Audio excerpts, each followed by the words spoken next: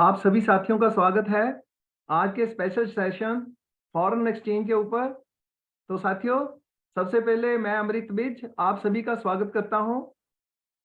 आपके साथ alternate days पर मेरे को मिलने का मौका मिल रहा है साथियों, और हमारी भरसक प्रयत्न है कि हम आपकी प्रमोशन प्रोसेस की जो तैयारी है वो सब मिलके अच्छे से करवाएं, और हम आपको अल्टरनेट डेज पे भी मिलते रहेंगे। और मुझको पूरा विश्वास है कि आप सभी को इन सेशंस का बहुत बेनिफिट हो रहा होगा और आप बहुत प्रयत्न कर रहे होंगे अपनी प्रमोशन के लिए भी। साथियों, जितनी मेहनत आप अभी कर लोगे, मैं तो यही नारा देता हूं कि अभी आपके अगर 20 दिन बचे हैं या 10 दिन बचे हैं, तो मैं यही बोलता हूं कि 10 दिन की सजा, उम्र भर का मजा। तो आपको अगर अभी मेहनत करनी है, अगर अभी मेहनत कर लोगे, तो ये यकीन मानिए कि आने वाले समय में जब आप प्रमोट हो जाओगे तो आपको पता चलेगा कि इस चीज का कितना बेनिफिट आपको आने वाले सालों में मिलने वाला है। तो साथियों, अभी मैं बहुत ज्यादा समय ना आपका देते हुए अभी मैं शुरू कर रहा हूं आपके साथ फॉरेन एक्सचेंज। साथियों, आपने इसका नाम सुना होगा। फॉरेन एक्सचेंज का नाम सुनते ही आदमी को लगता है कि कोई जैसे बम फट गया, कि इसका तो हमारे को कुछ समझ ही नहीं आएगा। लेकिन साथियों, मैं जैसे आपको स्पष्ट शब्दों में पहले भी समझाता रहा हूं, अभी भी मैं आपको बहुत स्पष्ट शब्दों में और बहुत आसान चीज तरीके से समझाने की कोशिश करूंगा। तो आप कृपया देखिए, अभी हम सेशन को स्टार्ट कर रहे हैं फॉरेन एक्सचेंज को। तो साथियों, सबसे पहले जो मेरा प्रश्न है आपसे कि फॉरेन एक्सचेंज जो है, फॉरेन एक्सचेंज जो है, ये कौन से एक्ट के अंदर आती है? कोई साथी बता सकता है कि इसको किस एक्ट के अंदर देखा जाता है? कोई बता सकता है कि फॉरेन एक्सचेंज जो है वो कौन से एक्ट के अंदर आती है? साथियों, आप मेरे साथ अगर बने रहेंगे, मेरी आवाज आ रही है ना आप सबको? कोई साथी पहले ये कंफर्म कर दे, मेरी आवाज आप तक पहुंच रही है? Yes sir. हाँ, ठीक है। Yes sir. ठीक है, ठीक है Dilip ji, thank you so much. तो मैं यही बोल रहा था कि आप मेरे को बता सकते हैं कि फॉरेन एक्सचेंज को किस एक्ट के अंदर डील किया जाता है? Foreign exchange management act. बहुत अच्छे, बहुत अच्छे, बहुत अच्छे नरेश जी, वेरी गुड, वेरी नाइस। बिल्कुल सही कहा कि ये फेमा एक्ट के अंदर आता है, foreign exchange management act FEMA act के अंतर्गत आता है। साथियों, आज हम आपको छोटी छोटी बातें बताएंगे, लेकिन वो सीधे सीधे क्वेश्चन आपके एग्जाम में बनते हैं। इसको जरा ध्यान से समझते रहिए, क्योंकि बिल्कुल आसान और जो चीज आपके प्रमोशन प्रोसेस के लिए रिक्वायर्ड है वो ही करने जा रहे हैं। उससे इधर उधर की बात हम कम करेंगे, क्योंकि प्रमोशन प्रोसेस है तो आपके लिए बहुत जरूरी है कि उससे रिलेटेड चीजों को आपको बताया जाए। तो साथियों, मैं स्टार्ट कर रहा हूं पीपीटी को। तो साथियों, फॉरेन एक्सचेंज ट्रांजैक्शन जो है वो फेमा एक्ट 1999 1999 के अंतर्गत फॉरेन एक्सचेंज ट्रांजैक्शंस जो हैं वो हो रही हैं, फेमा एक्ट के अंदर हो रही हैं। ठीक है, ये एक्ट जो था 1/6/2000 को लागू हुआ, 1/6/2000 को लागू हुआ। साथियों, कोई व्यक्ति मेरे को बता सकता है कि फेमा से पहले कौन सा एक्ट था? फेमा से पहले कौन सा एक्ट था? Foreign exchange regulation act. बहुत अच्छे, बहुत अच्छे नरेश जी, वेरी गुड, वेरी नाइस, बिल्कुल सही। फॉरेन एक्सचेंज रेगुलेशन एक्ट था, फेरा था। साथियों, जो फेरा था वो बहुत ही, कहते हैं कि भाई खतरनाक, जिसको बोलते हैं खतरनाक एक्ट था। फेरा एक्ट बहुत खतरनाक एक्ट था। आप कहोगे वो कैसे सर? उसमें उसमें क्रिमिनल प्रोसीडिंग चलती थी, उसमें लोगों को जेल हो जाती थी। मेरी बात समझ ली कि उसमें डायरेक्टली अगर किसी ने कोई गलत काम किया या कोई त्रुटि हुई तो उसके ऊपर क्रिमिनल प्रोसीडिंग स्टार्ट हो जाती थी। लेकिन अभी जो फेमा एक्ट है, इसमें क्रिमिनल प्रोसीडिंग स्टार्ट नहीं होती, इसमें सिविल प्रोसीडिंग स्टार्ट होती हैं। अगर कोई गलती करता है तो उसको सिविल प्रोसीडिंग होएगी उसके अगेंस्ट, जेल नहीं की सीधा उसको जेल में डाल दिया जाएगा। क्लियर? तो अभी जो फेमा में और फेरा में जो मोस्ट इंपॉर्टेंट चीज है, जो मोस्ट इंपॉर्टेंट डिफरेंस है, वो ये है कि फेरा में पेनल्टीज कैसी, क्रिमिनल पेनल्टीज, क्रिमिनल लॉ था वो। मतलब कि क्रिमिनल पेनल्टीज उसमें लगती थी, लेकिन इसमें जो है सिविल प्रोसीडिंग चलेगी, उसमें क्रिमिनल प्रोसीडिंग चलती थी। Okay, in India exchange control is exercised by, साथियों एक क्वेश्चन बहुत ज्यादा आता है, आपको पक्का आता ही आता है, इसमें मतलब कि कोई दो राय नहीं है। वो पूछता है कि इंटरबैंक ट्रांजैक्शंस कौन रेगुलेट करता है, इंटरबैंक ट्रांजैक्शन कौन रेगुलेट करता है? तो साथियों इसका बड़ा सीधा सीधा जवाब है reserve bank of India. Reserve bank of India वो क्या करता है, 4-5 ऑप्शन दे देता है उसमें, सिद्ध भी करता है, आरबीआई करता है, एसबीआई करता है, या फेमा करता है, ऐसे करके वो 4-5 ऑप्शन देता है, और वो ऑप्शन आपको बहुत फंसाती हैं और आपको परेशान करती हैं। इसलिए आप ये नोट कर लो कि ये जो इंटरबैंक फॉरेन एक्सचेंज जो है वो reserve bank of India regulate करता है। दूसरा क्वेश्चन जो बनता है वो ये कहता है कि ये जो ट्रेड कंट्रोल है वो ट्रेड कंट्रोल कौन करता है? तो ट्रेड कंट्रोल में भी वो 4-5 ऑप्शन दे देता है आपको। वो बोलता है कि डीजीएफटी करता है, रिजर्व बैंक ऑफ इंडिया करता है, फेमा करता है, फडेई करता है, कौन करता है, या लास्ट में नन लिख देता है। तो उस समय आपका बहुत सीधा जवाब है कि DGFT, director general of foreign trade, director general of foreign trade जो है वो ट्रेड कंट्रोल करता है। क्लियर? उसके बाद चलते हैं, interbank foreign exchange market timings क्या हैं? ये भी क्वेश्चन बहुत बार आता है कि interbank foreign exchange market timings क्या हैं। तो ये फडेई ने, जो foreign exchange dealer association of India है, उन्होंने जो टाइमिंग सेट कर रखी है वो 9 AM टू 5 PM, 9 बजे सुबह से शाम को 5 बजे तक है। सैटरडे संडे क्लोज है। ओके, बैलेंस ऑफ ट्रेड का मतलब क्या होता है? साथियों ये क्वेश्चन जो है ना आपको बड़े आसान आसान से वहां पे बन के आते हैं, लेकिन वो ऐसी चीजें वहां पे क्रिएट कर देता है एग्जामिनर कि हमारे को ये समझ नहीं आती इसका पर्टिकुलर जवाब क्या दें। तो बैलेंस ऑफ ट्रेड है तो सीधा है कि जितनी हमने एक्सपोर्ट की है उसमें से अगर इंपोर्ट को माइनस कर देंगे तो बैलेंस ऑफ ट्रेड होता है। और बैलेंस ऑफ पेमेंट की बात करें तो उसमें कितनी रिसीट आई है, कितनी फॉरेन एक्सचेंज की रिसीट आई है, और उसमें से कितनी हमने पेमेंट करी है, तो वो रिसीट माइनस पेमेंट का जो डिफरेंस है उसको बैलेंस ऑफ पेमेंट बोलते हैं। बैलेंस ऑफ ट्रेड कहेगा तो एक्सपोर्ट माइनस इंपोर्ट, और अगर बैलेंस ऑफ पेमेंट कहेगा तो क्या बोलेंगे, receipt minus payment, foreign exchange received minus foreign exchange paid. Okay, इसके बाद दोस्तों बात आती है ऑथोराइज पर्संस की, कि फॉरेन एक्सचेंज में किन लोगों को ऑथोराइज किया गया है। ऑथोराइज पर्संस कौन है? Who are authorise by RBI can undertake foreign exchange transaction. जिनको आरबीआई ने रिजर्व बैंक ऑफ इंडिया ने ऑथोराइज कर रखा है वो ही इस फॉरेन एक्सचेंज में डील कर सकते हैं, बाकी के व्यक्ति इसमें डील नहीं कर सकते। तो साथियों रिजर्व बैंक ऑफ इंडिया ने ऑथोराइज डीलर्स की 3 जो हैं वो बनाई हैं कैटेगरी। हाँ, 3 कैटेगरी बनाई हैं। Authorise dealers are classified in 3 categories. AD category, authorise dealer category 1, AD category 2, AD category 3। AD authorise dealer category पहली में आ जाते हैं, can undertake all current and capital account transaction. Current account transaction क्या होती है, कैपिटल अकाउंट ट्रांजैक्शन क्या होती है, इसके बारे में हम अभी बात करेंगे बाद में।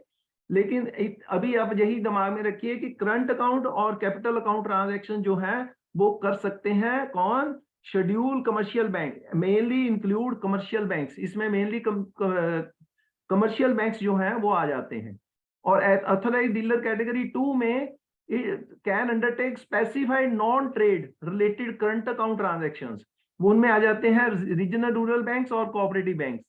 और तीसरी कैटेगरी है कैटेगरी 3 की, would include selected financial and other institution and can undertake transaction incidental to foreign exchange activities undertaken by these institutions। full fledged money changers जो होते हैं वो ऑथराइज कैटेगरी 3 में आ जाते हैं। full fledged money changers can purchase as well as foreign currency and traveler check। वो foreign currency भी परचेज कर सकते हैं, ट्रैवल चेक भी परचेज कर सकते हैं, जो फुल फ्लेज मनी चेंजेस आपने देखे होंगे। ठीक है, तो ये 3 कैटेगरी हैं साथियों। जैसे 3 कैटेगरी हैं वैसे ही 3 टाइप की ब्रांचेस भी बना रखी हैं। Branches are also categorise in 3 categories. उसमें कौन कौन सी कैटेगरी है? एक तो कैटेगरी ए की है, एक कैटेगरी बी की है, एक कैटेगरी सी की है। कैटेगरी ए ब्रांचेस जो हैं वो purchase and sale foreign exchange in the open market, open nostro account, vostro account, जो कैटेगरी ए ब्रांचेस हैं। कैटेगरी ए ब्रांचेस जो हमारी मेन ब्रांचेस हैं, कह लो कि जो सेंट्रल ऑफिस में है, दिल्ली में है, जो main nostro account, vostro account open कर सकती हैं। नोस्ट्रो, बोस्ट्रो, लोरो अकाउंट क्या है वो भी मैं आपको बता रहा हूं, आगे वाली स्लाइड में आएगा। तो दूसरी कैटेगरी बी ब्रांचेस हैं। कैटेगरी बी ब्रांचेस कौन सी हैं? जैसे आपने अपने विसिनिटी में देखा होगा, जैसे मैं आपको एक छोटी सी एग्जांपल दे रहा हूं, जैसे हमारे चंडीगढ़ में है, तो चंडीगढ़ में सेक्टर 17 बी जो ब्रांच है वो बी ब्रांच है। ओके, ऐसे ही हमारे जालंधर में जैसे सिविल लाइन जालंधर है, एक ब्रांच आपको तकरीबन आपके रीजन में ऐसी मिलेगी जो फॉरेन एक्सचेंज को डील कर रही होगी, तो उसको हम बी ब्रांच कहते हैं, जिसके थ्रू हम अपनी सारी ट्रांजैक्शंस करते हैं। मान लीजिए और तीसरी कैटेगरी की ब्रांचेस है हम सभी ब्रांचेस, जो बाकी की सारी ब्रांचेस हैं, जो कि हम कोई भी हमारे पास कोई फॉरेन एक्सचेंज लेके आ रहा है, कोई भी कस्टमर लेके आ रहा है, तो हम उसको लेंगे, फॉरेन एक्सचेंज को उससे रिसीव कर लेंगे और उसको अपनी जो हमारे साथ कंसर्न्ड ब्रांच है, बी ब्रांच है, उसको हम भेज देंगे। उसको भेज देंगे, वो हमारे को उसके जितना कन्वर्ट करके पैसे बनते हैं उसके अकाउंट में डाल देगा। मेरी बात समझ गए? ऐसे ही अगर आपने कोई फीस वगैरह भेजनी होती है, कोई एजुकेशन लोन किया है, उसकी बाहर कहीं फीस भेजनी है, तो उसमें आप क्या करते हो? आप पार्टी का लोन जो है अपने ब्रांच में डाल देते हो। उसके बाद आप क्या करते हो? उसको जो हमारी कनेक्टेड ब्रांच होती है उसको एक मेल करते हो, ईमेल करते हो कि भाई इसका केवाईसी कंप्लायंट है, और इसका एक फॉर्म A4 भर के भेजते हैं। A4 फॉर्म भर के भेजते हैं कि इसकी पेमेंट जो है यहाँ भेज दो, इस कंट्री में भेज दो, इतने रुपए भेज दो और इसके इस अकाउंट को डेबिट कर दो।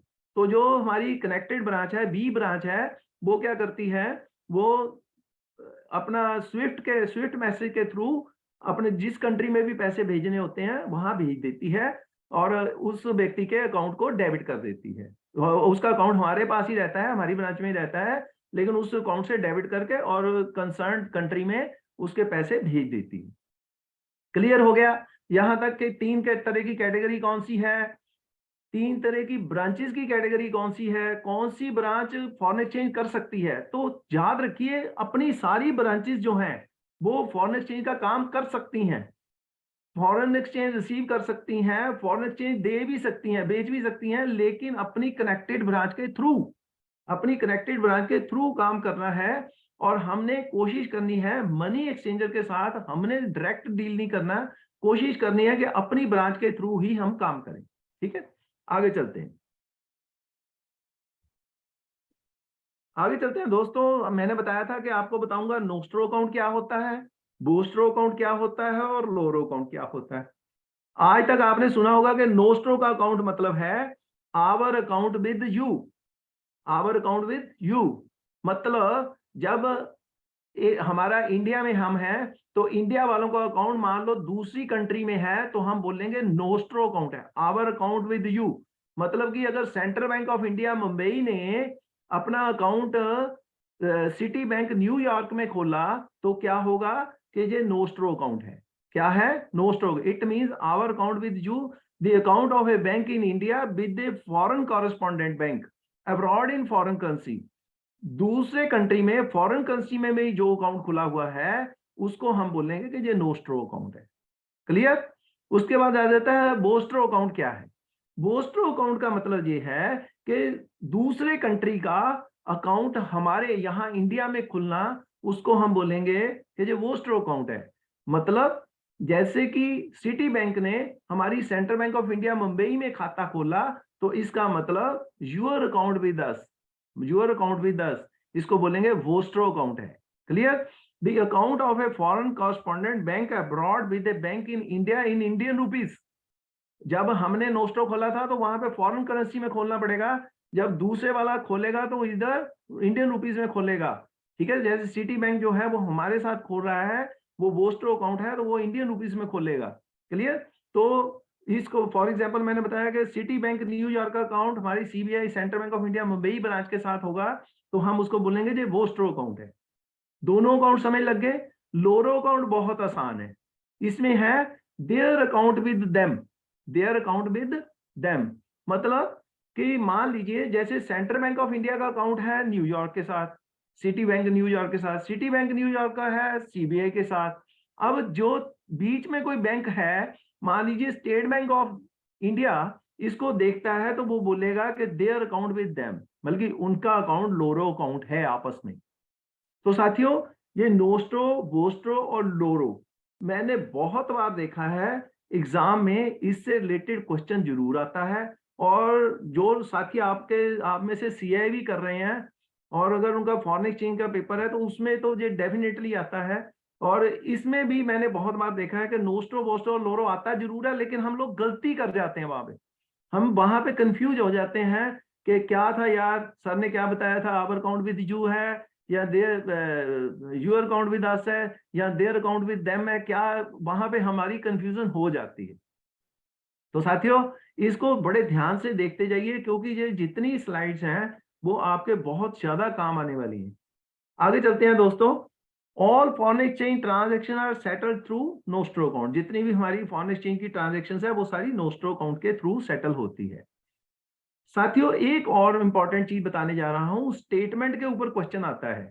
स्टेटमेंट में वो बोलते हैं आर रिटर्न जो है वो कब जाती है, मतलब कि उसकी पीरियोडिसिटी क्या है, आर रिटर्न जो है उसकी पीरियोडिसिटी क्या है, ये क्वेश्चन वो पूछ लेते हैं मोस्टली। तो आपने ये जवाब देना है। बहुत सारे हमारे जो साथी हैं उनको इसका पता ही नहीं है कि आर रिटर्न जाती है या नहीं जाती, या होती क्या है। आर रिटर्न एक ऐसी रिटर्न है जो कि रिजर्व बैंक ऑफ इंडिया को प्रत्येक बैंक ने फाइल करनी होती है। 2009 से पहले हम क्या करते थे, जो हमारी बी ब्रांचेज होती थी, मैंने बी ब्रांच अभी समझा के गया आपको, जो बी ब्रांच होती थी वो जितना ट्रांजैक्शन करती थी वो कंप्यूटराइज करते थे। कंप्यूटराइज करने के बाद मतलब कि उसको सारा कंप्यूटरिकली उसको बनाया जाता था। उसके बाद उसकी एक फ्लॉपी बनती थी, पहले फ्लॉपी चलती थी, अब तो पेन ड्राइव आ गए और बहुत सारी चीजें आ गई, ईमेल कर देते हैं, सारा कुछ करते हैं। पहले सिस्टम इतना डेवलप नहीं था, तो फ्लॉपी हुआ करती थी, तो वो फ्लॉपी बना के हम रिजर्व बैंक ऑफ इंडिया को भेजा करते थे। मेरे को याद है कि जब हम काम किया करते थे तो वहां पे फ्लॉपी बनती थी छोटी सी, तो उसको हम आगे रिजर्व बैंक ऑफ इंडिया को एवरी फोर्टनाइटली भेजते थे। लेकिन 2009 से ये काम बंद कर दिया है, मतलब कि ब्रांचेस नहीं भेजेंगी, सेंट्रल ऑफिस ही भेजेगा। वो सेंट्रल ऑफिस का ही काम है। लेकिन आपको क्वेश्चन वहां पे अगर आता है कि आर रिटर्न जो है वो उसकी पीरियोडिसिटी क्या है, तो आपने ये जवाब देना है कि fortnightly, fortnightly and end of the month, fortnightly and end of the month, मतलब कि हर 15 दिन के बाद ये आर रिटर्न जो है हमारा सेंट्रल ऑफिस ही इसको फाइल करता है, डायरेक्टली फाइल करता है। अब ब्रांचेस इसको फाइल नहीं करती हैं, ठीक है। तो अगर आपको क्वेश्चन आ जाता है तो इसका आंसर यही है कि ये जो it is sent to RBI fortnightly as on 15th and last day of the month. Clear. यहाँ पर आपको सिर्फ इसका यही क्वेश्चन बनता है और इसमें बहुत ज्यादा नहीं है। आर रिटर्न में होता क्या है, इसमें मैंने बताया जितनी हम फॉरेन एक्सचेंज में जितना हम बिजनेस करते हैं वो सारा उसमें लिखना पड़ता है, चाहे हमने खरीदी है चाहे हमने सेल की है, वो सारा देना पड़ता है। उसमें पूरी डिटेल देना पड़ता है, कितने बिल परचेज किए, कितने चेक परचेज किए, कितने चेक दिए लोगों को, वो सारा everything we have to mention there. Okay, R return ये होती है। आगे चलते हैं साथियों। अब हम बात करेंगे कि कई बार ये क्वेश्चन आता है कि एक्सचेंज रेट के ऊपर वो कई बार क्वेश्चन पूछ लेता है, जैसे जहां तो वो डायरेक्ट रेट पूछ लेता है या पूछ लेता है इनडायरेक्ट रेट। डायरेक्ट रेट क्या होता है, इनडायरेक्ट रेट क्या होता है, मैं आपको बड़े ही सिंपल शब्दों में समझा रहा हूं, इसको समझने की कोशिश कीजिए। डायरेक्ट रेट का मतलब ये है कि जब फॉरेन एक्सचेंज जो है स्टेबल रहेगी और जो इंडियन रुपी है वो वेरिएबल रहेगा। जैसे एग्जांपल दी गई है इसमें कि US dollar 1 is equal to 81 rupees 81.423। इसका मतलब ये है कि यहाँ पे फॉरेन करेंसी जो है वो स्टेबल रहेगी, बल्कि यूएस डॉलर 1 ही रहेगा हमेशा, और सामने जो है वो जो इंडियन रुपीज है वो ऊपर नीचे होता रहेगा। क्लियर? तो ये इसको हम बोलेंगे डायरेक्ट रेट है। आपको एक बात और बता दूं, इंडिया में डायरेक्ट रेट ही चलता है, इंडिया में डायरेक्ट रेट ही चलता है। क्लियर? और दूसरा है इनडायरेक्ट रेट। इनडायरेक्ट रेट में क्या होता है कि फॉरेन एक्सचेंज वेरिएबल रहेगी और इंडियन रुपी स्टेबल रहेगा। मतलब जैसे इंडियन रुपी मैंने बताया 100 रहेगा और इसके सामने जो कोई भी करेंसी होएगी वो फ्लक्चुएट करती रहेगी। जैसे अभी यूएस डॉलर हमने लिखा 1.23, मतलब कि ₹100 का जो यूएस डॉलर आएगा वो 1.23 आएगा। कल ये अगर रेट में कोई फ्लक्चुएशन आती है तो यूएस डॉलर में फ्लक्चुएशन आएगी, लेकिन हमारा इंडियन रुपीज जो है वो 100 ही रहेगा। इसको बोलते हैं इनडायरेक्ट रेट। लेकिन हमारे इंडिया में डायरेक्ट रेट ही चलता है। ये हमने आगे भी लिखा है, in India direct rates are applied. When direct rates are applied तो फार्मूला क्या रहता है, buy low sell high, buy low sell high. ये क्वेश्चन आता है कि अगर हमारा जो डायरेक्ट रेट है तो उसमें हमारा प्रिंसिपल क्या रहता है, हमें कैसे खरीदना और बेचना है, तो हमारा फार्मूला रहेगा बाय लो सेल हाई। साथियों, मैं आपको बताना चाहता हूं, ये जो फॉरेन एक्सचेंज है ये एक कमोडिटी की तरह है। कमोडिटी समझते हो, जैसे गोल्ड हो गया, गोल्ड गोल्ड की तरह समझ लो। लेकिन ये जब मनी में कन्वर्ट हो जाती है तो फिर इसकी जो है इसको करेंसी बोल देते हैं। ओके, अदरवाइज ये जो फॉरेन एक्सचेंज है ये एक कमोडिटी है, इसको कमोडिटी की तरह लीजिए। मान लीजिए कि मेरे पास कोई व्यक्ति अपनी फॉरेन करेंसी लेके आया और मैं बैंक में बैठा हूं, मैं बैंकर हूं और मेरे पास कोई कस्टमर आके बोलता है मेरा $1000 परचेज कर लो। इसका मतलब है कि वो करेंसी जो है वो बैंक के पास क्या है, आ रही है। इसका मतलब आ रही है, मतलब कि मैं अब बाय करने वाला हूं। क्या करने वाला हूं? बाय करने वाला हूं, उसको खरीदने वाला हूं। तो जब मैं खरीदूंगा तो मेरी कोशिश होगी कि मैं इसको कम पैसों में खरीदूं। और कल कोई दूसरा कस्टमर आता है, वो मेरे को बोलता है कि मुझको $1000 जो है वो परचेज करने हैं। तो मेरी कोशिश क्या होगी कि मैं इसको हाई रेट पे बेचूं, जितने का मैंने खरीदा था उससे ₹1 ज्यादा बेचूं या 50 पैसे ज्यादा बेचूं, ताकि मेरे को प्रॉफिट। क्लियर? कमोडिटी में भी हम क्या करते हैं, हम कोई चीज परचेज करते हैं लो प्राइस पे और उसको अपना प्रॉफिट लगा के आगे बेच देते हैं। सेम वे यहां पे है, यही फार्मूला हमेशा रहना है।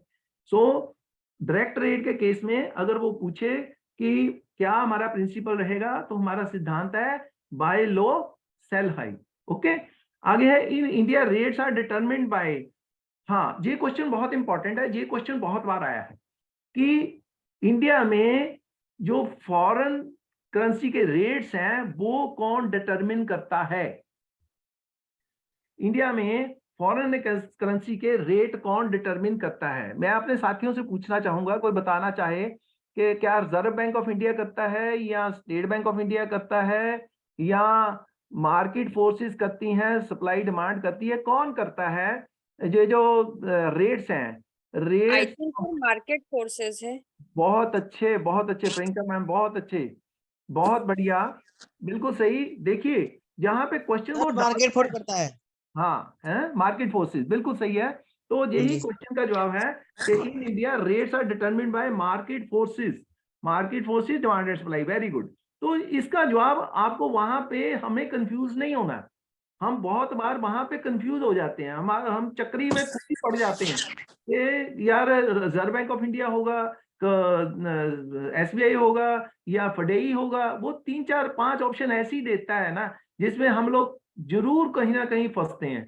लेकिन अपने फंडास क्लियर करिए, जो जो चीजें आपको ने वहां पे फंसना है, हम यहाँ पे निकलने की कोशिश करेंगे कि वहां पे हमारे को कोई दिक्कत ना आए। जो भी क्वेश्चन आए उसका जवाब हम जो है, जो जो साथियों ने पहले पेपर्स दे रखे हैं वो इस स्लाइड्स को देख रहे होंगे तो उनको लग रहा होगा कि कहीं ना कहीं जो मैंने अभी बातें आपको बताई हैं उनमें से तकरीबन क्वेश्चन आपने कभी ना कभी किसी एग्जाम में देखा होगा। अगर आप एग्जाम में अपीयर हुए होंगे तो आपको जरूर कोई ना कोई क्वेश्चन जरूर मिला होगा ऐसा, जो जिनकी मैं बातें अभी कर रहा हूं। तो साथियों, ये मोस्टली हमने जो स्लाइड्स बनाई हैं वो इसी कारण से बनाई हैं कि आपके जो दुविधा है वहां पे वो उसको हम यहाँ पे खत्म करना चाहते हैं। कि वहां पे जाके आपको दुविधा ना हो, यहाँ पे आपकी दुविधा जो है, आपकी जो शंका है वो यहाँ पे समाप्त कर दी जाए। ओके, आगे है globally rates are quoted as per US dollar, that is direct rates except for GBP, euro, Australian dollar, New Zealand NZ, which are quoted as indirect. ये जो कुछ करेंसी के रेट बताए हैं ये इंडायरेक्ट रेट पे होते हैं, इसका कोई बहुत ज्यादा क्वेश्चन आता नहीं है, लेकिन फिर भी आपको नॉलेज होनी चाहिए। आगे चलते हैं दोस्तों। इसके बाद आपको क्वेश्चन आता है बाइंग रेट, बाइंग और सेलिंग रेट के ऊपर, कि बाइंग रेट क्या है और सेलिंग रेट क्या है। साथियों, बाइंग रेट का मतलब है कि where there is inflow of foreign exchange. Inflow of foreign exchange का मतलब है कि जब हमारे पास फॉरेन एक्सचेंज आ रही है तो वहां पे क्या लगेगा, बाइंग रेट, और जब हमारे से जा रही है तो हमारे पास लगेगा सेलिंग। हमारे मतलब मैं कह रहा हूं बैंकर, एज ए बैंकर की बात कर रहा हूं, आप सभी बैंकर हो तो मैं हम यूज कर रहा हूं बैंक के लिए। जब हमारे पास मतलब कि जब बैंक के पास करेंसी आ रही है तो वो इनफ्लो है, जब बैंक के पास से जा रही है तो वो आउटफ्लो है, और जब इनफ्लो है तो उसमें हमारा बाइंग रेट लगेगा, और जब आउटफ्लो है तो हमारा कौन सा रेट लगेगा, सेलिंग रेट लगेगा। वेरी सिंपल स्ट्रेट, इसमें कुछ दिक्कत नहीं। ठीक है, अब हम बात करते हैं कि बाइंग रेट में when there is inflow of foreign exchange it is purchased and buying rate is applied. For example in case of purchase of export bills buying rate will be applicable. जो buying rate है वो दो प्रकार का है, एक है TT buying rate, एक है बिल बाइंग रेट। एक है टीटी बाइंग रेट, एक है bill buying rate. TT buying rate क्या होता है, is applied when nostro account of bank is credited before the payment to the tenderer. मतलब कि टीटी बाइंग कहां लगेगा, यहां पे पहले हमारा नोस्ट्रो अकाउंट क्रेडिट हो गया, नोस्ट्रो अकाउंट क्रेडिट हो गया। आप कहेंगे वो कैसे सर, जैसे मान लीजिए कोई व्यक्ति यूएसए में बैठा है, उसने कोई वहां पे ड्राफ्ट परचेज करना है जहां भेजने के लिए, तो वो क्या करेगा, वो क्या करेगा, अपने जो अपना यूएसए में उसके पास बैंक है वहां पहले पैसे जमा कराएगा, उसकी कमीशन जमा कराएगा, उसकी एक्सचेंज जमा कराएगा, उसके बाद उसको ड्राफ्ट इशू होगा। तो इसका मतलब वो जो पैसा है वो पहले क्रेडिट हो गया नोस्ट्रो अकाउंट में, तो उसको उसको जो रेट लगेगा वो कौन सा लगेगा, टीटी बाइंग रेट लगेगा। क्लियर, यहां हमारा नोस्ट्रो अकाउंट पहले क्रेडिट हो गया, वहां पे लगेगा टीटी बाइंग रेट, और यहां पे हमारा जो अकाउंट बाद में क्रेडिट होगा वहां लगेगा बिल बाइंग रेट। अब बिल बाइंग रेट कैसे होता है उसको भी ध्यान से समझ लीजिए। अब आपने देखा होगा, आप कुछ लोगों ने मेरा ख्याल फॉरेन एक्सचेंज में काम किया होगा, जिन्होंने नहीं भी किया उनको भी मैं समझाने की कोशिश करता हूं, जरा ध्यान से समझिए। मान लीजिए मेरी ब्रांच जो है वो बी ब्रांच है, बी ब्रांच मीन्स जहां पे फॉरेन एक्सचेंज का काम होता है। तो उसमें क्या है, उसमें जो बी ब्रांच बनती है उसमें एक्सपोर्टर्स भी होते हैं। एक्सपोर्टर्स का मतलब ये होता है जो हमारे इंडिया से बाहर सामान को बेचते हैं, बेचते हैं और भेजते हैं। मतलब समझ लग रही कि जो हमारे जो एक्सपोर्टर है जो हमारे प्रोडक्ट्स को बाहर अदर कंट्रीज में सेल करता है, वो जो है उसको एक्सपोर्टर बोलते हैं।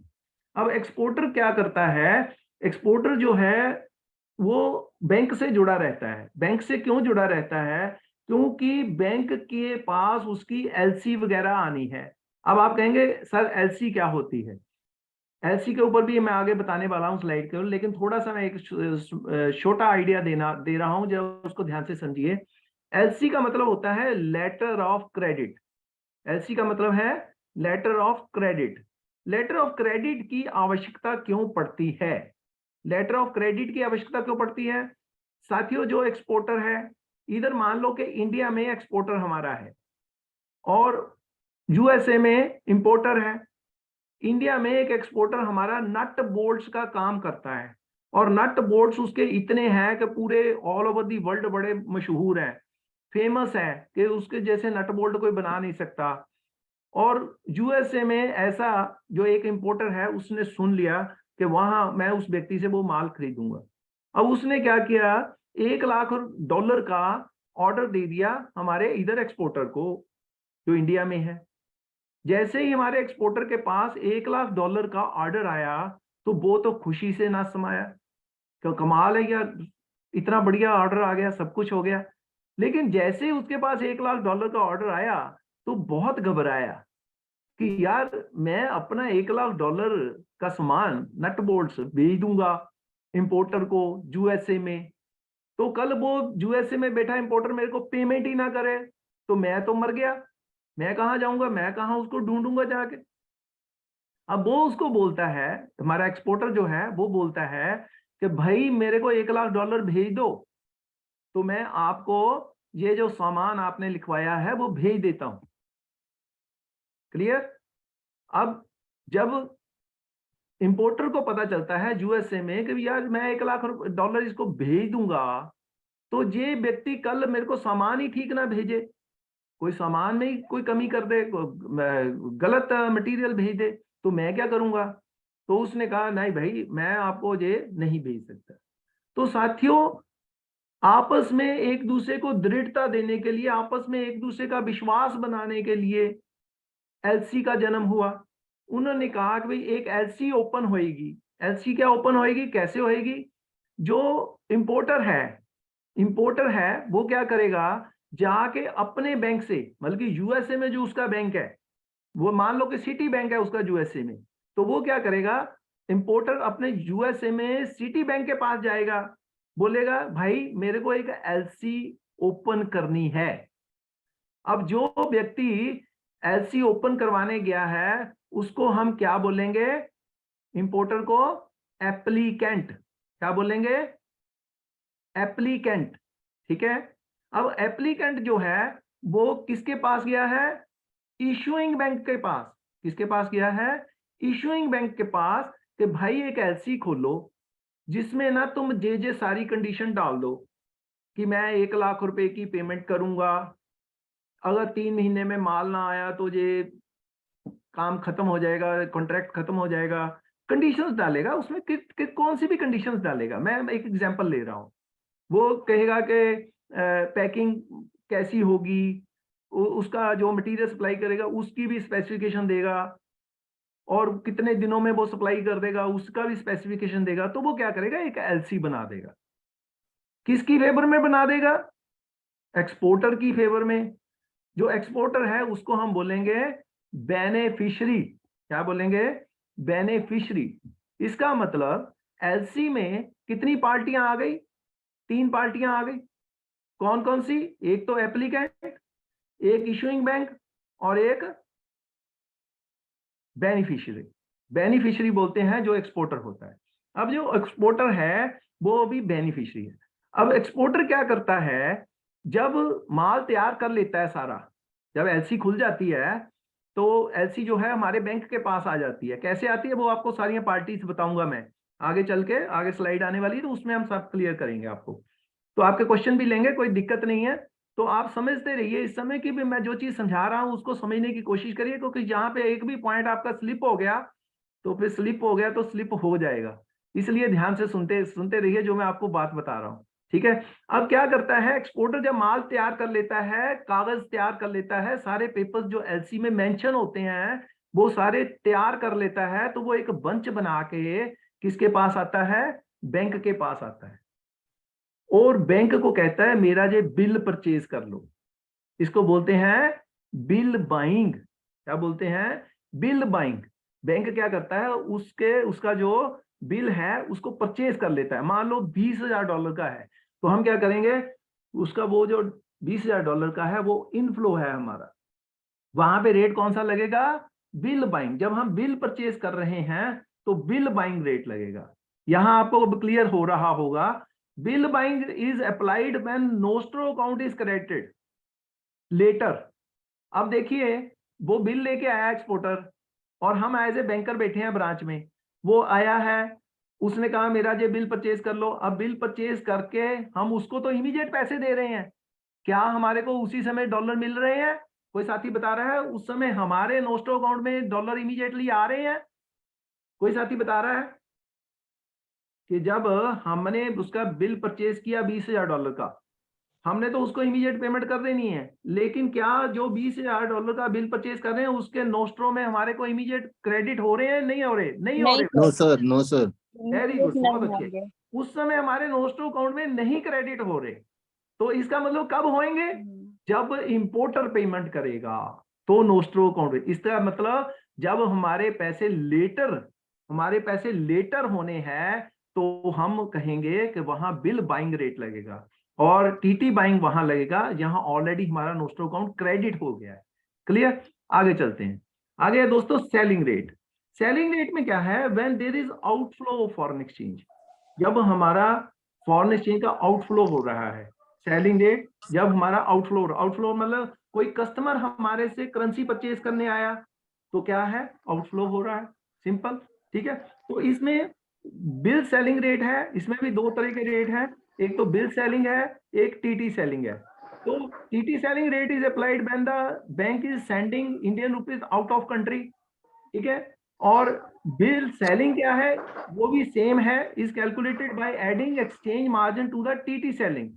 टीटी सेलिंग में जो टीटी सेलिंग का रेट है उसमें और एक्सचेंज ऐड करके जब कोई हमारा इंपोर्टर, हम भी तो इंपोर्ट करते हैं ना मटेरियल, जैसे ऑयल वगैरह हम बहुत परचेज करते हैं, तो हमारे किसी इंपोर्टर ने हमारे को बोला कि यूएसए में पैसे भेजने हैं, तो हमारा क्या हो जाएगा? आउटफ्लो हो जाएगा, तो वहां पे क्या लगेगा? बिल सेलिंग रेट लगेगा।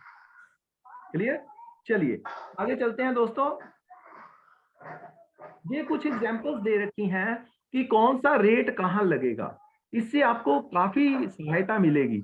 साथियों ये क्वेश्चन आता है वहां पे, वो बोलता है कि ट्रांजैक्शन दे देते हैं, बोल देते हैं इसमें कौन सा रेट लगेगा, टीटी सेलिंग लगेगा कि बिल सेलिंग लगेगा कि टीसी करेंसी लगेगा, कौन सा लगेगा, टीटी बाइंग लगेगा, क्या लगेगा, वो हमारे को बताना होता है वहां पे क्वेश्चन के आंसर में।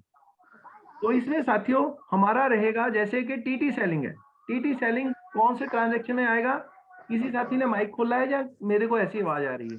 प्लीज अपना माइक बंद कर लो जिस साथी ने भी खोला है।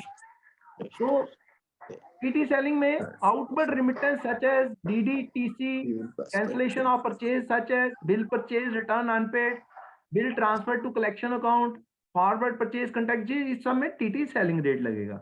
बिल सेलिंग कहाँ लगेगा? Transfer of proceeds of import bills, जब इंपोर्ट बिल्स की पेमेंट करेंगे, मैंने ऑलरेडी बताया।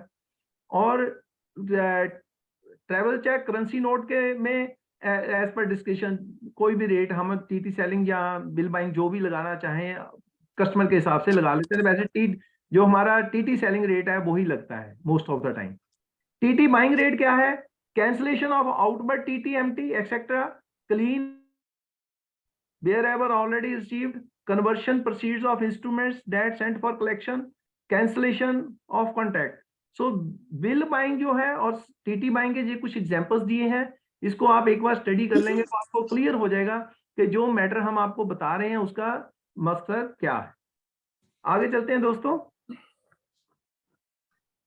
इसके बाद फेमा की गाइडलाइन है, उसका ध्यान से कोई साथी अब बात करना चाहता है या अपना प्लीज माइक बंद कर लीजिए।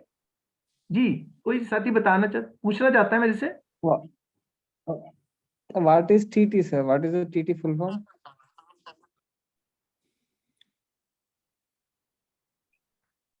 टीटी रेट टेलीग्राफिक रेट होता है वैसे, जो इसको ऐसे बोलते हैं। हेलो, ये आपने अच्छा क्वेश्चन किया है, मेरे भी 1 minute dear friend, good question.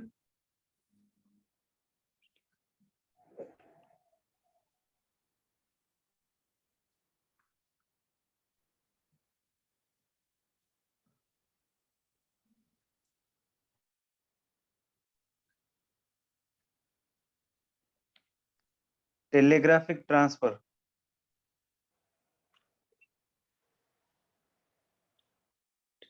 Yes बिल्कुल सही है, टेलीग्राफिक ट्रांसफर है, इसमें बिल्कुल सही सही रहा। लेकिन अभी जो स्विफ्ट से होना शुरू हो गया है, लेकिन जब चल पुराना ही रहा है। पहले क्या होता था? टेलीग्राफिकली चलता था, लेकिन अब स्विफ्ट के हिसाब से चलना शुरू हो गया है। ठीक है, मतलब कि पहले टेलीग्राम के थ्रू रेट होते थे तो उसको टीटी टेलीग्राफिक ट्रांसफर बोलते थे।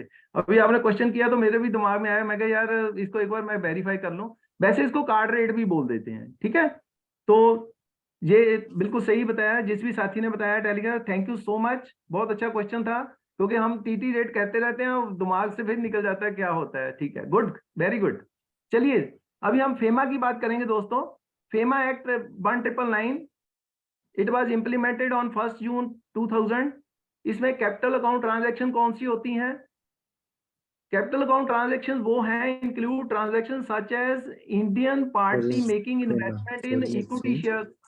बाहर फॉरेन कंट्री में मान लो कोई इक्विटी शेयर वगैरह कोई परचेज किए हैं, या कोई overseas investment, overseas direct investment करी है, या कोई बाहर कोई प्रॉपर्टी खरीदी है, तो उसमें हमारे को बोलते हैं हम कि कैपिटल अकाउंट ट्रांजैक्शन है।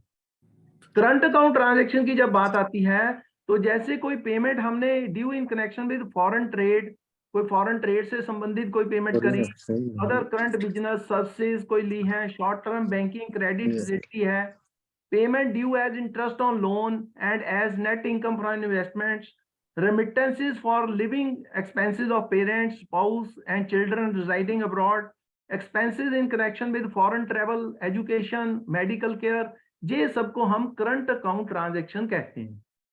अब हमारे को ये जानना क्या जरूरी है, क्योंकि आगे इसकी लिमिट्स दे रखी हैं कि कितनी लिमिट तक हम इसको इन्वेस्ट कर सकते हैं। ठीक है, so foreign exchange means foreign currency and includes, foreign exchange को का मतलब फॉरेन करेंसी है, और इसमें क्या क्या इंक्लूड है? Deposits, credit balances payable in any foreign currency, draft, traveller cheque, letter of credit, bill of exchange expressed और drawn in Indian currency but payable in any foreign currency, draft, traveller cheques, letter of credit on bills of exchange drawn by banks, institution और person outside India but payable in Indian currency, ये सारे foreign exchange में ही आते हैं। So person resident in India कौन सा है? पर्सन रेजिडेंट इन इंडिया वो है जो एक फाइनेंशियल ईयर में, फाइनेंशियल ईयर कोई बता सकता है किसको काउंट करते हैं हम? कोई साथी? फर्स्ट फाइनेंशियल ईयर 1 अप्रैल से 31 मार्च। बहुत अच्छे, 1 अप्रैल से 31 कैलेंडर ईयर रहता है 1 जनवरी से 31 दिसंबर तक। ठीक है, तो जो हमारा फाइनेंशियल ईयर में जो व्यक्ति 182 दिन इंडिया में रहा उसको रेजिडेंट बोलेंगे, जो नहीं रहा उसको हम नॉन रेजिडेंट बोलेंगे। सिंपल सिंपल और स्ट्रेट फार्मूला, इसमें कुछ हमारे को और ज्यादा देखने का नहीं। उसके बाद a person of Indian region, PIO जिसको बोलते हैं, person of Indian region means a foreign citizen except a national of Pakistan, Afghanistan, Bangladesh, China, Iran, Bhutan, Sri Lanka, Nepal, जो कि कभी भी उसके पास इंडियन पासपोर्ट रहा है, या उसके फोर फादर्स, या उसके पेरेंट्स कह लो, ग्रैंड पेरेंट्स कह लो, ग्रेट ग्रैंड पेरेंट्स कह लो, अगर इंडिया में कभी भी रहे हैं, या उसका स्पाउस यहाँ पे है, तो उस व्यक्ति को हम PIO बोलेंगे। क्लियर? इसके बाद हम चलते हैं कि एक चीज हमारी रह गई है, एक सेकंड जरा होल्ड करना सर। 182 दिन या 182 दिन से अधिक इंडिया में रहेगा तो RI चलाएगा। एक मिनट, हम फिर से इसको क्लियर कर देते हैं दोस्तों।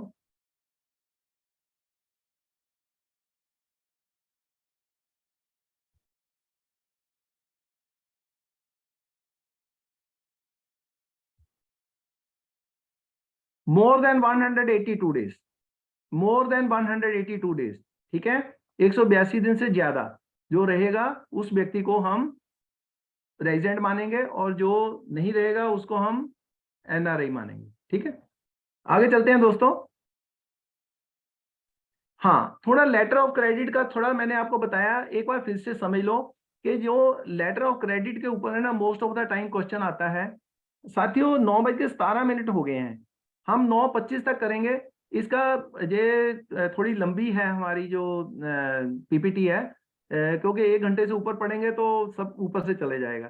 तो हम 2 तारीख को 2 जनवरी को हम इसको कंप्लीट करेंगे। ठीक है, तो लेकिन इससे पहले लेटर ऑफ क्रेडिट जरूर समझ लो, क्योंकि इसका आपने एक पार्ट समझ लिया है कि लेटर ऑफ क्रेडिट क्या है, उसकी कुछ बाकी के फॉर्म्स है उसको समझ लो, क्योंकि वहां पे आपकी गलती होती है।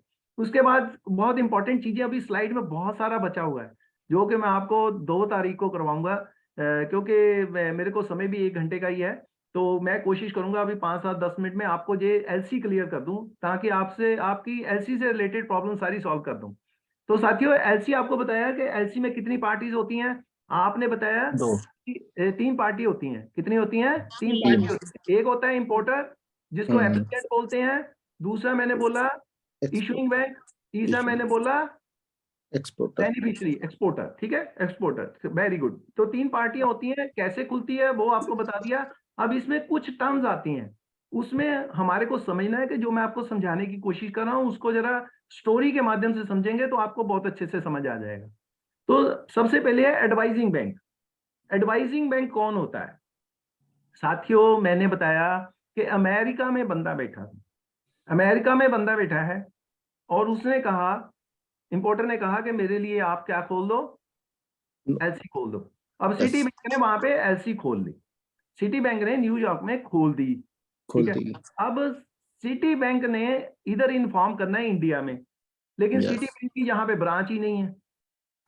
अब उसने टाई अप कर रखा है, सपोज कर लो स्टेट बैंक ऑफ इंडिया से, और स्टेट बैंक ऑफ इंडिया को बोल दिया कि भाई ये यार मतलब कि हमारा तो इधर कोई ब्रांच नहीं है। मैं एग्जांपल ले रहा हूँ, सिटी बैंक की बहुत सारी जहां इंडिया में है, लेकिन मैं एक एग्जांपल ले रहा हूँ, I am only taking an example कि भाई तुम ना यार स्टेट बैंक ऑफ इंडिया को बोला कोई तुम्हारी तो ब्रांच नहीं है, तुम जो ये सेंट्रल बैंक ऑफ इंडिया को इन्फॉर्म कर दो कि ये एलसी आई है आप। ठीक है, तो क्योंकि उसका tie up state bank of India के साथ है। ठीक है, अगर हमारे साथ डायरेक्ट होता तो वो हमारे को डायरेक्ट भी दे सकता था, लेकिन अभी उसको किसके थ्रू आना पड़ रहा है, अदर बैंक्स के थ्रू। तो वो जो state bank of India beach में पड़ गया उसको हम बोलेंगे एडवाइजिंग बैंक। एडवाइजिंग बैंक का क्या काम है? वो देखेगा कि एलसी प्रॉपर है, उसमें जो डॉक्यूमेंट्स लगने चाहिए वो लगे हुए हैं, तब वो आगे इन्फॉर्म करता है अगली बैंक को। ठीक है, दूसरा कंफर्मिंग बैंक। कंफर्मिंग बैंक क्या होता है? कोई बता सकता है कंफर्मिंग बैंक क्या होता है? मैं आपको बहुत बढ़िया चीज बताऊंगा इसके बारे में। कंफर्मिंग बैंक होता क्या है? एनीवन? खुद का मैं बोलूं सर? हाँ हाँ बोलिए। मैं बताऊं सर? जी जी बोलिए बोलिए। कंफर्मिंग बैंक जैसे सर मैं एग्जांपल देकर के बता रहा हूं सर। हाँ। कि अगर इंडिया में अगर बंधन बैंक या कोई छोटा बैंक किसी का एलसी बनाता है सर, तो फॉरेन वाला जो बैंक है ना वो कहता है कि मैं आपके बातों पर, आपके लेटर एलसी पे विश्वास नहीं करूंगा, मुझे एक बड़े बहुत अच्छे बहुत अच्छे बहुत अच्छे बहुत अच्छे। आप एग्जाम डेफिनेटली क्लियर करोगे डियर। बहुत अच्छे, बहुत अच्छी चीज बताई आपने, वेरी गुड, नाइस। बिल्कुल सही है कि जैसे मान लीजिए कि सिटी बैंक बोलता है, मैं आपको यही उसी एग्जांपल पे लेके आ रहा हूं जिसपे है कि सिटी बैंक ने कहा मैंने एलसी भेज दी है भैया, लेकिन हमारा जो एक्सपोर्टर है ना वो तो मैं नहीं जानता आपको भाई साहब, मैं नहीं जानता। आप तो यहाँ पे मेरे को स्टेट बैंक ऑफ इंडिया को बोलो कि वो कंफर्म करे, तभी मैं मानूंगा कि ये एलसी है, नहीं तो मैं नहीं मानता, जे कागज के टुकड़े को मैं नहीं समझता। तो जब स्टेट बैंक ऑफ इंडिया उसके ऊपर अपनी अथॉरिटी लगा देता है, वो ग्रंटर बन जाता है। अगर कल सिटी बैंक पेमेंट ना करे तो स्टेट बैंक ऑफ इंडिया ग्रंटर का काम करेगा। कंफर्मिंग बैंक की इतनी वैल्यू है। बहुत अच्छे, जिस भी साथी ने मेरे को बताया था, अपना नाम प्लीज बताइए। राजीव नयन मेरा नाम हुआ सर। क्या बात है राजीव नयन जी, मजा आ गया, आपने बहुत ही अच्छा जवाब दिया, वेरी नाइस, बहुत अच्छे। सब विजय सर का सिखाया हुआ है सर। बहुत अच्छे, वेरी गुड, बहुत अच्छे। ठीक है, तो चलिए आगे चलते हैं। Negotiating bank. नेगोशिएटिंग बैंक विजय सर तो बहुत ही अच्छे से बातों को क्लियर करते हैं, हम भी कोशिश करते हैं, हम साथी रहे हैं आपस में, तो हम भी सर से सीखते रहते हैं। विजय सर बहुत अच्छे से बताते हैं रियली। तो साथियों नेगोशिएटिंग बैंक क्या है? तो नेगोशिएटिंग बैंक वो है यहाँ पे जाके हमारा एक्सपोर्टर अपने डॉक्यूमेंट्स नेगोशिएट करता है। हमारा जो एक्सपोर्टर है यहाँ पे अपने डॉक्यूमेंट्स लेके जाता है कि भाई मेरा जो बिल परचेज कर लो। ठीक है, तो हमारे यहाँ पे क्या हो गया, जो हमारा एक्सपोर्टर था जब हमारे पास सेंट्रल बैंक ऑफ इंडिया के पास आया है या किसी और बैंक के पास आया है कि मेरे जो डॉक्यूमेंट परचेज कर लो, तो वो नेगोशिएटिंग बैंक। ठीक है, तो इसमें लिखा है the bank which is authorised by issuing bank to make payment to beneficiary on presentation of documents. इसका नाम एलसी में पहले ही एंटर कर दिया जाता है, क्योंकि जो एप्लीकेंट है वो पूछ लेता है भाई तू अपना बैंक भी बता दे। एक्सपोर्टर को पूछ लेता है कि वो अपना बैंक, वो उसका बैंक का नाम ऑलरेडी मेंशन कर देता है। तो जब उस बैंक का नाम मेंशन होता है तो उसी के पास जाके एक्सपोर्टर है अपने बिल परचेज करवाता है। ठीक है, रीइंबर्सिंग बैंक। रीइंबर्सिंग बैंक होता है जो कि बिल का पेमेंट करता है। The bank which pays, settles or funds the negotiating bank at the request of the exporter, the issuing bank, at the request of its principal, मतलब issuing बैंक की आधार पर वो कह देता है कि भाई आगे पेमेंट कर देता है। अब इस केस में हो सकता है वो स्टेट बैंक ऑफ इंडिया को बोल दे कि पेमेंट कर दो, या फिर वो खुद भी कर सकता है। आगे चलते हैं दोस्तों। रेवोकेबल क्रेडिट, रेवोकेबल क्रेडिट क्या होता है, कोई बता सकता है? बहुत बढ़िया है, क्वेश्चन आता है इसमें। रेवोकेबल इररेवोकेबल बहुत ज्यादा पोजीशन खराब करते हैं आदमी की। हाँ, रेवोकेबल क्या होता है, कोई बता सकता है? साथियों मैं बताऊंगा। रेवोकेबल क्रेडिट का मतलब ये होता है जब कोई एलसी में मान लो कोई गलती हो गई या कोई कंडीशन चेंज करना चाहता है, जब किसी से भी बिना पूछे कंडीशन चेंज कर दे तो उसको रेवोकेबल बोलते हैं। इररेवोकेबल का मतलब ये होता है जब सभी पार्टियों को की मंजूरी लेके चेंज किया जाता है, अमेंड किया जाता है, तो उसको बोलते हैं इररेवोकेबल। समझ लग गई? जब एलसी में अमेंडमेंट सभी की अप्रूवल से होता है तो इररेवोकेबल, और अगर एक ही व्यक्ति खुद ही अपने आप उसको चेंज कर ले तो उसको बोलते हैं रेवोकेबल। साथियों जब कहीं कुछ मेंशन नहीं होता तो उसको इररेवोकेबल एलसी बोलते हैं। यहाँ पे कुछ मेंशन नहीं होता, उसको कौन सी एलसी बोलते हैं? इररेवोकेबल एलसी है। ठीक है, क्लियर? और बेटर कौन सी होती है दोनों में, कोई बता सकता है? रेवोकेबल या इररेवोकेबल, कौन सी एलसी? इररेवोकेबल। इररेवोकेबल बेटर होती है। बहुत अच्छे, वेरी गुड, बिल्कुल सही है। क्योंकि अगर कोई अपने आप से कंडीशन चेंज करता रहे तो वो कोई एलसी अच्छी थोड़ी हुई। एलसी तो वही अच्छी हुई जब दोनों तीनों की कंसेंट से हो रही है, वो उसको हम सही मानेंगे। तो उसको इररेवोकेबल जो है एलसी है उसकी महत्ता ज्यादा है। Confirmed credit, yes, confirmed credit कौन सा होता है? Yes, anyone?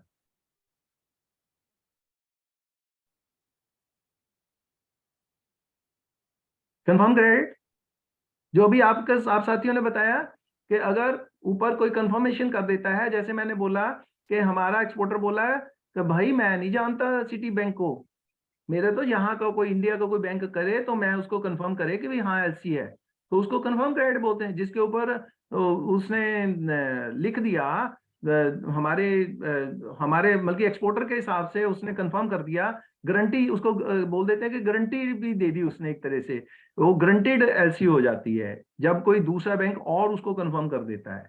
ठीक है, तो कंफर्म्ड एलसी समझ लग गई। ट्रांसफरेबल क्रेडिट वह होता है जब हम एक क्रेडिट को ट्रांसफर कर सकते हैं, लेकिन वो ओनली वंस हम ट्रांसफर कर सकते हैं, लेकिन उसको पार्ट्स में भी किया जाता है, 1 2 3 लोगों को किया जाता है, लेकिन ओनली वंस ट्रांसफर होगा। जिसको हमने आगे ट्रांसफर किया वो आगे ट्रांसफर नहीं कर सकता। ये ट्रांसफरेबल एलसी है। और नेक्स्ट है रिवॉल्विंग क्रेडिट। रिवॉल्विंग क्रेडिट कोई बता सकता है? शाबाश, व्हाट इज रिवॉल्विंग क्रेडिट?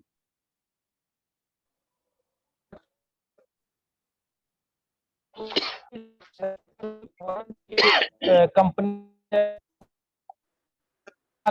जय कुमार जी आपकी आवाज नहीं क्लियर आ रही, प्लीज, ब्रेक होके आ रही है। हाँ मैं बताता हूं आपको रिवॉल्विंग क्रेडिट। हाँ, कोई साथी बताना चाहता है? चलिए मैं आपको बताता हूं साथियों। रिवॉल्विंग क्रेडिट का मतलब क्या होता है, जब एक लिमिट बना देता है बंदा। जैसे मान लो कि मैंने बताया यूएसए वाले ने $1 लाख का ऑर्डर दिया।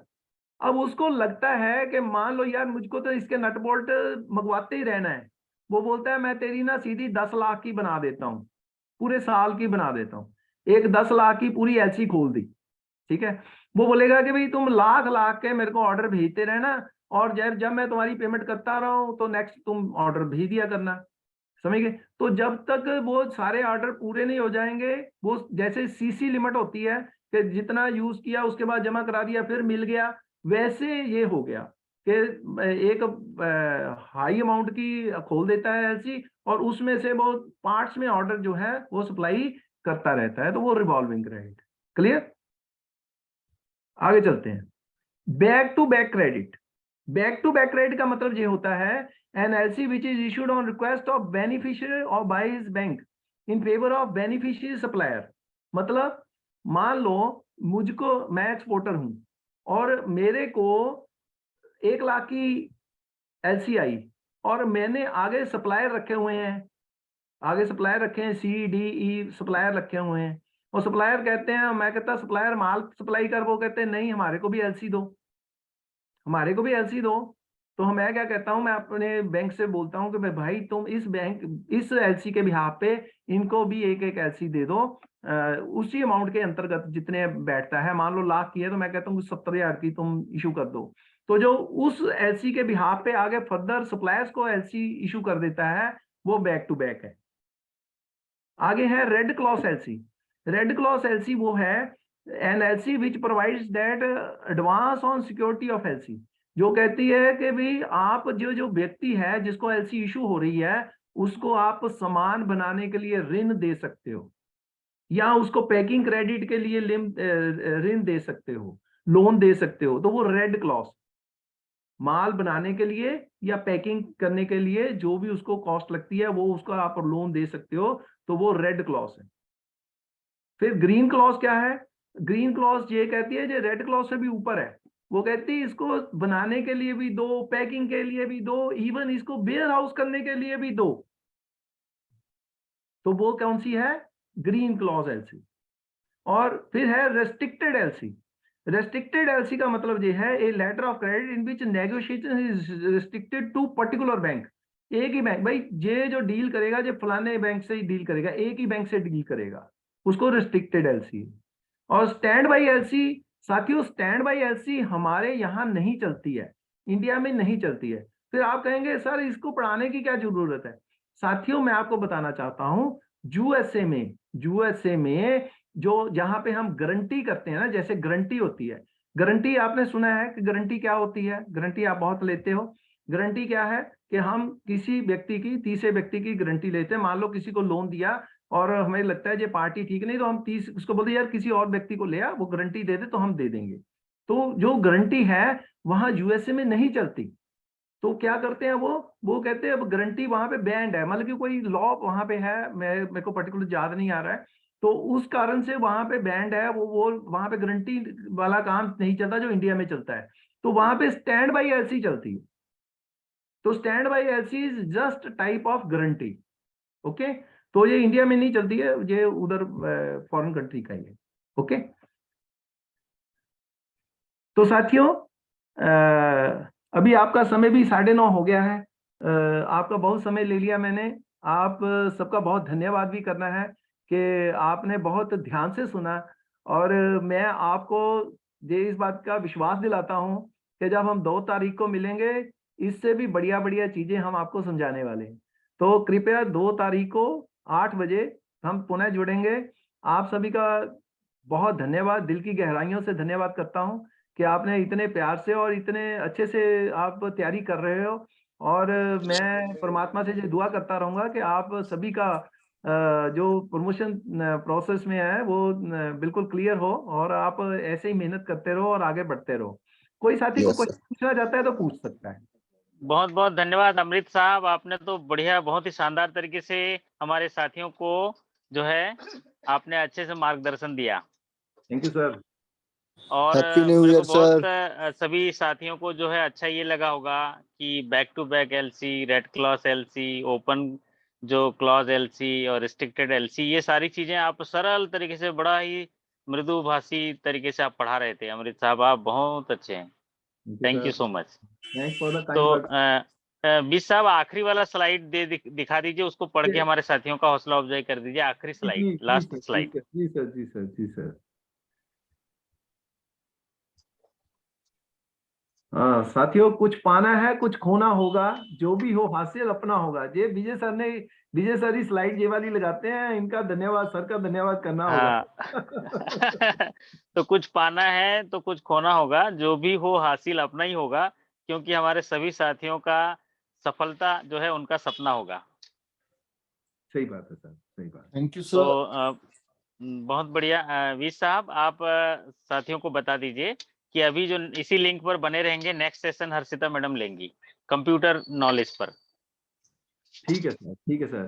तो साथियों आपको मैसेज मिल ही गया सर का। कि आपको इसी लिंक पे बने रहना है। आपकी नेक्स्ट क्लास होने वाली है अभी। तो मैं पुनः आप सभी का बहुत बहुत धन्यवाद करते हुए आपसे इजाजत लेता हूँ, और इस उम्मीद के साथ कि हम 2 तारीख को मिलेंगे और बहुत ही आगे बढ़िया चीजें बताने वाले हैं। तो thank you so much. Okay bye. Thank you बीज साहब, मैं थोड़ा अभी पहुंच नहीं पाया हूँ, तो मैं साथियों से बाद में कल मिलूंगा।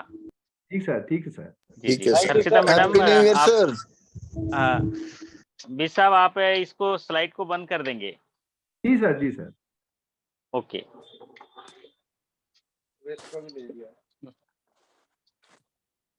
हर्षिता मैडम गुड इवनिंग, आप हैं तो सर बस मैं भी ओके ओके स्लाइड शेयर करके ठीक है, टेक योर टाइम। कैसे हैं आप? बहुत अच्छे हैं? जी सर बहुत अच्छी हूँ मैं। आई होप आप शानदार होंगे सभी आप। बढ़िया होंगे जी। अरे वाह, बहुत बढ़िया। तो 1 मिनट प्रतीक्षा करिए, ये सेशन को हम यूट्यूब पर लाइव ले लेते हैं, जी आपके जी सर। सेशंस को। जी जी तो जी आप सर। बढ़िया तरीके से, आपको सरल तरीके से आप ये सेशन ले लीजिएगा। और आज